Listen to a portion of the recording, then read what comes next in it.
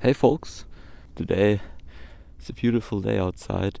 It actually looks like middle of the summer, but it's freezing cold actually. It's about 0 degrees, but that doesn't matter because today we can talk about a very very nice car.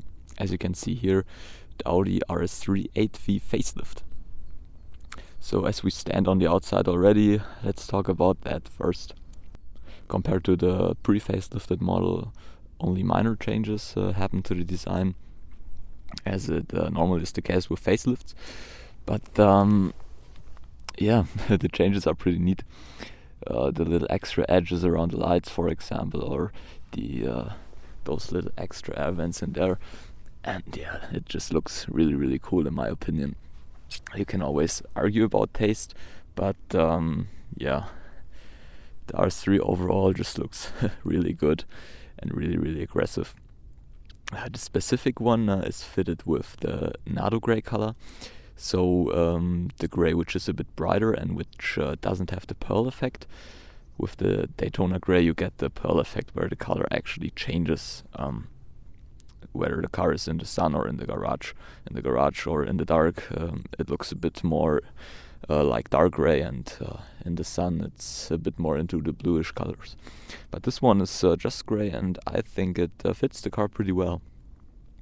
Of course, the Audi exclusive colors always look the best, but well, pretty expensive.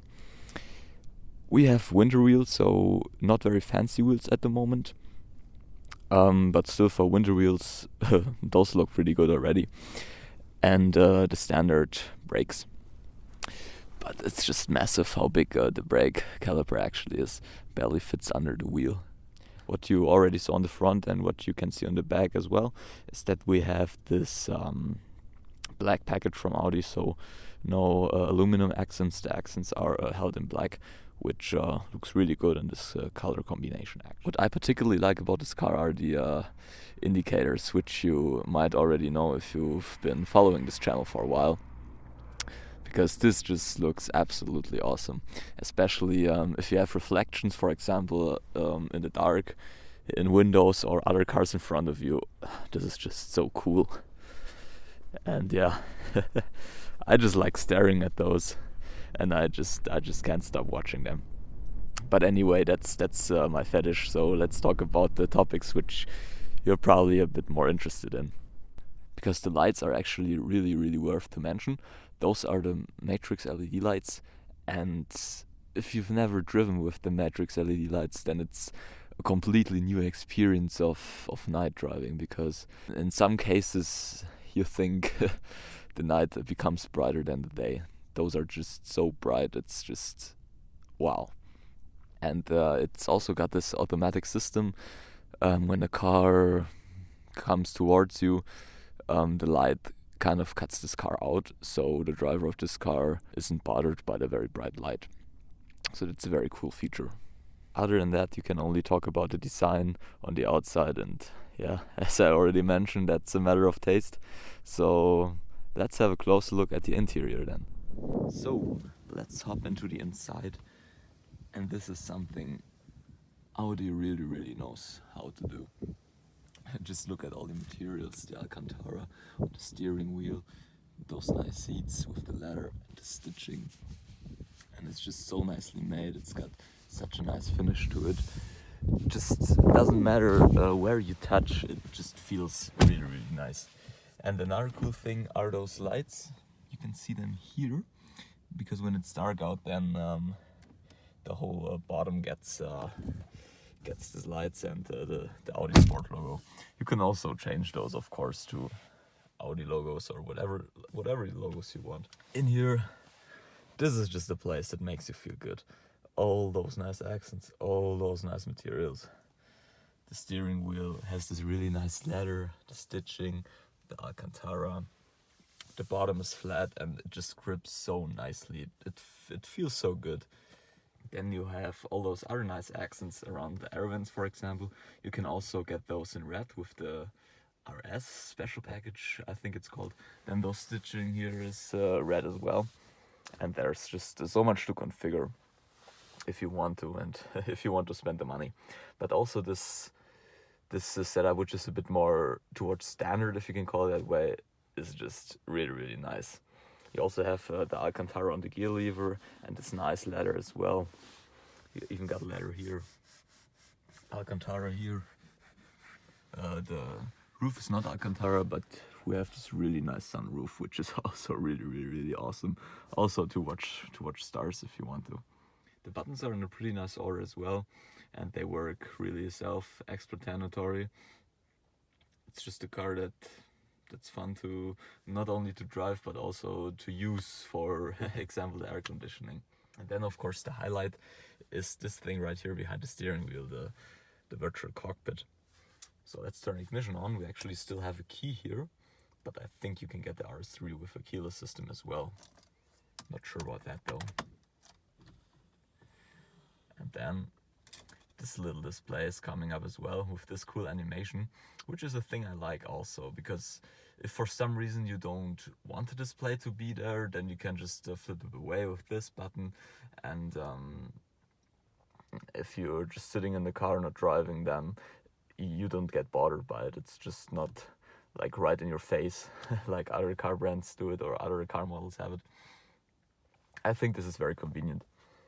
And then you have the virtual cockpit, which you can set up any way you want. So you basically can switch between this view where you have the entire map and just some info about your speed and your revs, or you can have this view where it's like big sports car, big rev counter, and then you can set up which of those styles or information you want to have on here. I wasn't sure about the virtual cockpit before I tried it, because I'm a big fan of analog speedometers. It's just like with analog watches, it's just got something cool to it, something nice, you know. Something old-fashioned is also cool, but after trying this, I really have to say I like it, because the way they made those animations work and how they show you all the information is just so nice. Especially when you're navigating around and you have this view, it's just wow. It's like a panorama view for especially when you drive around mountain areas, and then in 3D it goes up and down and up and down, and you see all the nice roads in front of you. Or this view where you have the animation of the rev counter as well, where it goes from green to yellow to red, depending on your revs. I think this is something which you have to like, but all in all, the virtual cockpit is just a really, really nice feature. You also have all the driving assistance systems in here. For example, the speedometer, which automatically detects cars in front of you and speeds up or slows down when those cars in front of you speed up or slow down, which makes traveling long distances really, really convenient. What I like about the switcher in here is that you can actually set up the distance in this way.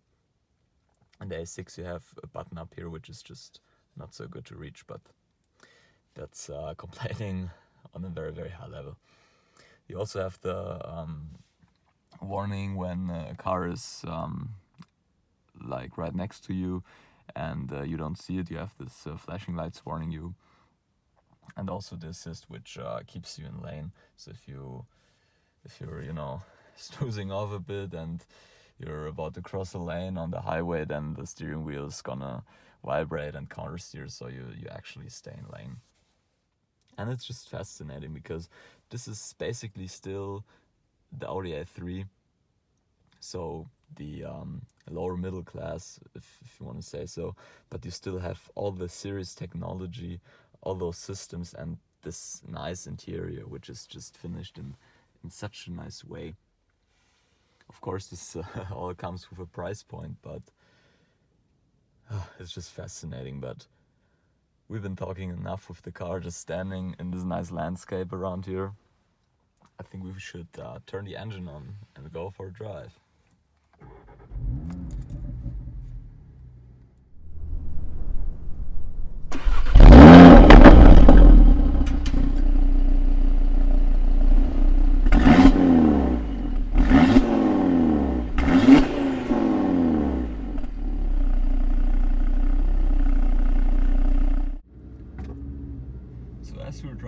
through this little village, this is one of the first things I want to mention about this car, because you can drive it in a completely normal manner, in a very comfortable way as well. It's got an automatic gearbox. The dampers are pretty soft as well when you're driving it in comfort mode, and that's something really important about a car like this, in my opinion. Because if you're getting a hardcore car like, let's say, a Caterham, then you don't care about how it's gonna do in everyday life. But if you get a car like this, you don't only want to use it on the racetrack or drive crazy all the time. You also want to drive normally sometimes, and yeah, just like we do right now, you can just cruise along, enjoy the sun, enjoy the day without having a hard suspension. You're sitting completely comfortable. It's just a car that's also very relaxing to drive, especially on long distances with all the driving aids I mentioned. You can just really sit back and relax, let the car do the driving, let the car adjust the speed, and look after other people in front of you who are braking or who are speeding up. So that's, yeah, it's very convenient. But then if you want to, with the drive select, you can also put it in dynamic, and then it just completely changes. Then it's your little fun car for the weekend, or when you get off after work and you want to have some fun. And yeah, there's the downshift. Then you get a completely different car with a completely different experience. So right now we're gonna switch to manual. Like I said, the pedals, well, I'm just gonna shut up for a moment.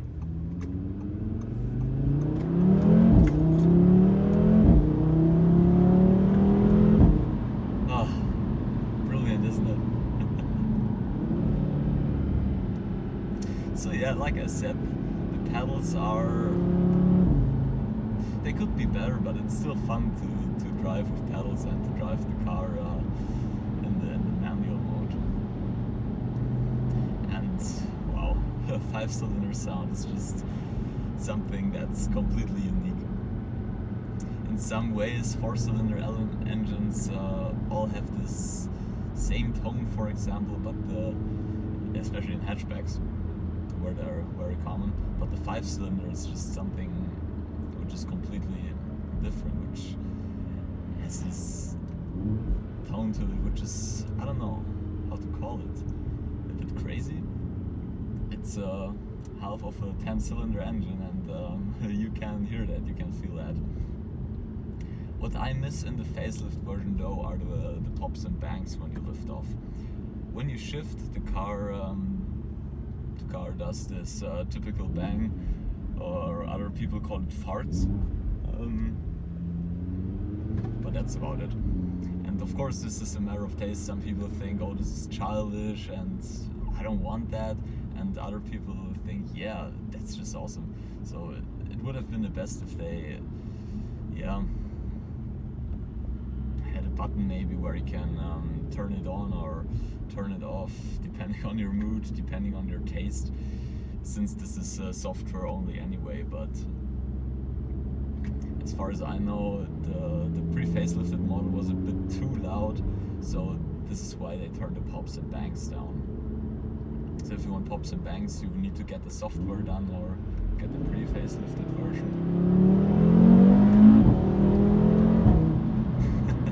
But you can still do that. But you're not gonna get the pops and bangs in the regular facelifted version. Other than that, the car drives brilliantly.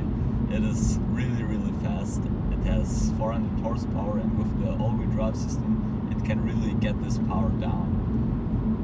The launch control is it's just insane. It's one of those launch controls where you cannot control your body anymore. You know, you're making weird noises and all that stuff. It's just amazing. And also encountering the all-wheel drive system helps a lot as well.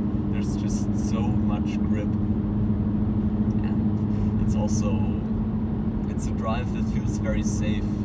Other than that, steering feels really, really good. It's maybe could be a bit more direct in dynamic mode, but you get a really nice feeling for it. brakes are pretty decent as well, and just the overall handling is really, really nice.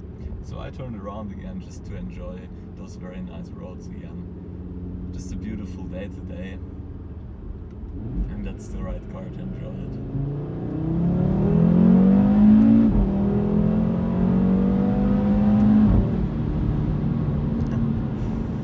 You see, it's really hard to put the feeling of acceleration into a video, but this is just such a nice adventure to accelerate in this car. It's not only fast, it's also that you get a lot of drama with the 5-cylinder sound. For example, what bothers me a bit about some hatchbacks like the A45 is that they have the pops and bangs, but the 4-cylinder sound takes away some of the drama when accelerating. This is screaming at you, and this tone is just so rewarding when you put it in higher revs. It's just lovely. All those nice materials which I just talked about, they just make the drive more enjoyable as well. The nice steering wheel with the Alcantara, the leather, just the overall feeling of the interior and of the car. All of that goes into the driving experience of this car and just makes it really, really perfect. There was a driving assistance right there.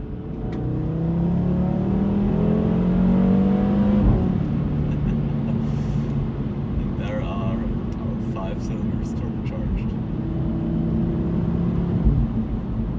This is just wonderful. I don't know if you can see it from this perspective, but when driving, you have all those infographics right there, the power, the torque, and the rev counter, which goes from green to yellow to a lighting red, which tells you you should probably shift now. This is just so nice. And then down there you have your temperatures, your fuel level with this really nice cool LED style. Yeah, when driving in here I don't really find anything to complain about except for the pops and bangs which are missing, because I'm just a very big fan of it, especially on the RS3. It's just something that goes with this car a bit, you know.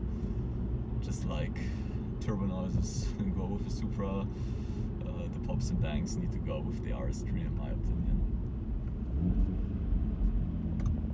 So even though the pops and bangs are missing, the car is not exactly silent. You really have this really nice engine noise, so maybe the missing pops and bangs. So maybe the missing pops and bangs make you pay attention to the 5-cylinder sound a bit more, which is just a really, really nice tone. And what I really like, you really hear a lot of that sound in the interior. It's not really damped or anything. You really hear this engine revving, you really hear this nice tone. And also on the outside, it's pretty loud as well. But that's a bit more coming from the exhaust, while when you're sitting in here, you really hear the engine. So I really like how they did the sound design. And yeah, downshifting is still a lot of fun. There's just so much torque available, it's hard to believe. It's really hard to believe how fast this car actually is. For example, if you compare the 0 to 100 times from the first generation Audi R8 to this, then they can compete, and this is just insane to have an RS3 basically being as fast as an Audi R8. And to be honest, this really is enough power. So if you're like me, my first car, which I still own, is the Audi A3 from 2003 with 100 horsepower, and then you're always thinking about I want more horsepower, I want a faster car. But I think with this car you really have a good amount of power and a really fast car. The only thing you might want is a car that's a bit more pure with the driving experience, since this is an automatic car. and of course the middle class car with some rest comfort to it. So this is a very nice looking road.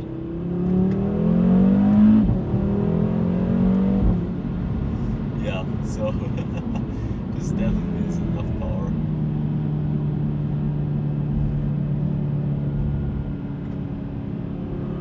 And in corners like this, the car tends to understeer rather than to oversteer. So that's another point I try to make later on with the safe driving experience. Of course, you might prefer a car with a more playful tail, so then this car is not the right car for you. But if you like the drive which is a bit more towards the safer side, this is your way to go.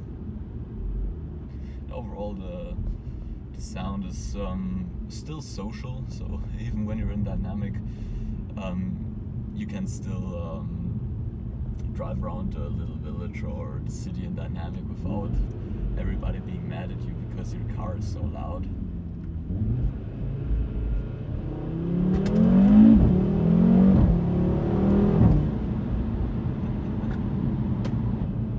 Another advantage when driving, especially on tight roads like this, is that the car is not that wide.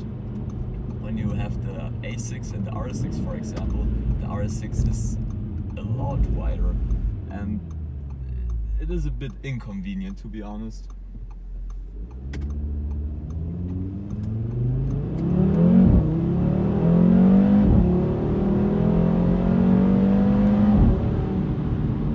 Not only with parking, but also when you're driving on a bit tighter road, the wide car is always a bit more impractical. And this is just a handy car. It's still the A3, and yeah,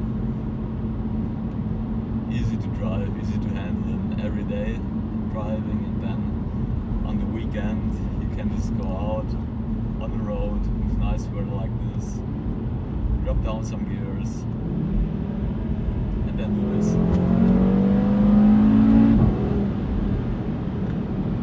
And with this, I also want to end my video about this car. I hope you enjoyed it. Maybe you can tell me in the comments how you like this car. And yeah, I hope you have a good day.